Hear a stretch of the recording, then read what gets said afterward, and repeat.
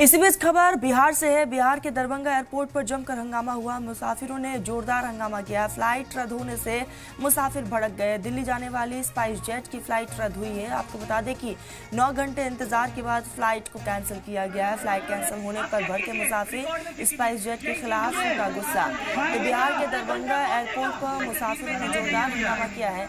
दिल्ली जाने वाली spice jet की फ्लाइट रद्द होने से ये गुस्सा देखने को मिला। कोई सुनेगा निकला होगा, कोई ठोका निकला होगा। आप चेक कीजिए, रिकॉर्ड में चेक कीजिए, यही चीज घंटा कौन देगा? दिन में चले जाइए भैया, तो क्या करें अभी बताइए। कोई सुनेगा निकला होगा, कोई ठोका निकला होगा। आप चेक कीजिए, रिकॉर्ड में चेक कीजिए, यही चीज